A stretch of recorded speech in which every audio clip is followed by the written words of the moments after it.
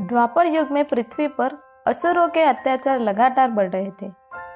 पृथ्वी गाय का रूप धारण करके भगवान विष्णु के पास गई और बोली, हे भगवान, धरती पर राक्षसों के अत्याचार बढ़ते ही जा रहे हैं, कुछ कीजिए प्रभु। तब ब्रह्मा जी बोले, हे नारायण, अब आपको पृथ्वी की रक्षा के लिए धरती पर 8वें अवतार के रूप में अवतरित होने का समय आ गया है। नारायण बोले, ठीक है ब्रह्मदेव, मैं पृथ्वी का उद्धार करने के लिए मनुष्य रूप में जन्म लूंगा। भोजवंश के राजा उग्रसेन मथुरा के राजा थे। उनका पुत्र कंस बहुत ही अत्याचारी स्वभाव का था। कंस ने उग्रसेन को राजगद्दी से उतारकर कारागृह में डाल दिया और खुद कंस मथुरा नगरी की राजगद्दी पर बैठकर राजा बन गया और कहने लगा, आज से राजा उग्रसेन बंदी बनकर रहेंगे और मैं खुद मथुरा नगरी पर राज करूंगा। उग्रसेन ने कहा, कंस, तू मेरा पुत्र है, उस बात से मुझे लज्जा आ रही है। देखना, एक दिन तेरे पाप का घड़ा अवश्य भरेगा। कंस की छोटी बहन देवकी के विवाह की तैयारियां चल रही थी। देवकी मथुरा के राजा उग्रसेन के छोटे भाई देवक की पुत्री थी। यह कंस की चचेरी बहन थी। देवकी का विवाह वासुदेव नामक यदुवंशी सरदार से होता है। कंस वासुदेव को देखते हैं और कहते हैं, महाराज वासुदेव, मैं अपनी बहन देवकी से बहुत स्नेह करता हूँ, इसलिए देवकी बहन को मैं स्वयं अपने रथ पर ससुराल विदा करने आऊंगा। वासुदेव बोले, ये तो हमारे लिए बहुत ही सौभाग्य की बात है महाराज। कंस देवकी और वासुदेव को छोड़ने चल पड़ता है। देवकी के पिता देवक उसे बहुत सारा धन संपत्ति आदि देकर विदा करते हैं। कंस देवकी और वासुदेव से बात करते करते अभी आधे रास्ते ही पहुंचा था। तभी आधे रास्ते में एक आकाशवाणी होती है, हे कंस, जिस देवकी को तुम बड़े प्रेम से ले जा रहा है, उसी में तेरा काल बसता है। इसी के गर्भ से उत्पन्न होने वाला 8वां पुत्र तेरा वध करेगा। कंस ने कहा, ये आकाशवाणी कैसी? नहीं, ये झूठ है। देवकी के कोख से जन्मा 8वां बालक मेरा वध करेगा? नहीं, ऐसा नहीं हो सकता। अगर ऐसा है तो मैं वासुदेव का ही वध कर देता हूँ। हाँ, यही ठीक रहेगा, फिर मुझे कोई डर नहीं। देवकी बोली, नहीं भैया, इनका वध मत करो, मैं आपके आगे हाथ जोड़ती हूँ। मेरी कोख से जो भी संतान पैदा होगा वो मैं आपको दे दूंगी। इस तरह कंस ने देवकी वासुदेव को कारागृह में बंद करने का कहा। देवकी वासुदेव बहुत दुखी और हताश हो गए थे। देवकी वासुदेव कारागृह में दुख भोग रहे थे।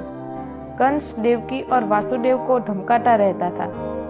वासुदेव देवकी को बच्चा पैदा होता और कंस कारागृह में आकर देवकी के हाथ से बच्चे को छीन लेता।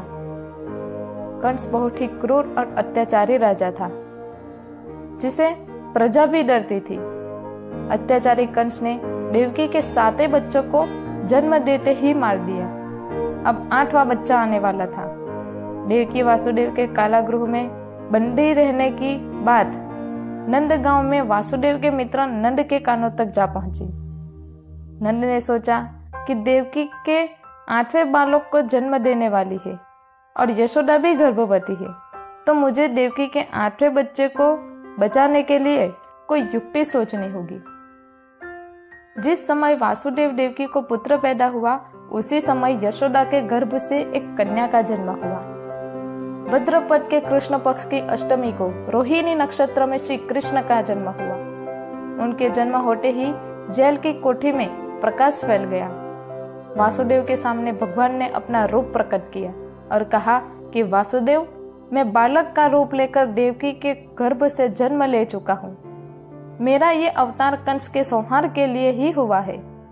अब देर ना करो, तुम मुझे तत्काल गोकुल में नंद के यहाँ पहुंचा दो और उनकी अभी अभी जन्मी कन्या को लाकर कंस को सौंप दो। ये कहकर भगवान विष्णु अंतर्ध्यान हो गए। देखते ही देखते वासुदेव की हथकड़ियां अपने आप खुल गई। कारागृह के द्वार अपने आप खुल गए। सभी पहरेदार सो गए। देवकी बेहोश अवस्था में थी। वासुदेव कृष्ण को एक टोकरी में रखकर गोकुल में चल दिए। बारिश और तूफान के बीच नन्हे से कृष्ण को उठाए वासुदेव चल रहे थे। यमुना नदी श्री कृष्ण के चरण स्पर्श करना चाहती थी, इसीलिए वो ऊपर आ रही थी। भगवान ने अपने पैर यमुना नदी के पानी में डाले। चरण छूने के बाद यमुना नदी का पानी अपने आप कम हो गया।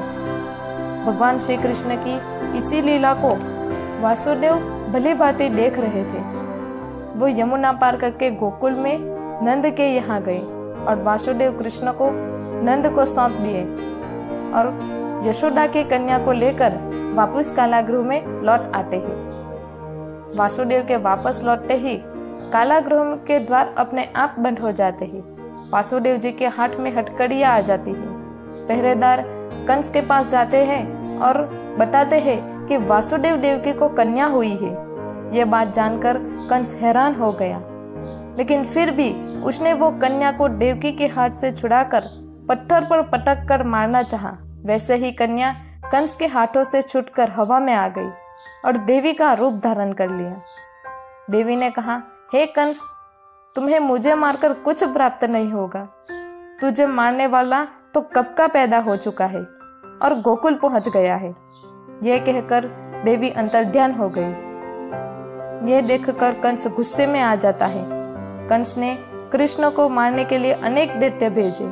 श्री कृष्ण ने अपनी अलौकिक माया से सभी दैत्यों को मार दिया। बड़े होने पर कृष्ण ने कंस को भी मार दिया और उग्रसेन को राजगद्दी पर बिठाया। उस दिन से श्री कृष्ण के जन्मोत्सव को सारे देश में हर्षोल्लास से जन्माष्टमी के रूप में मनाया जाता है।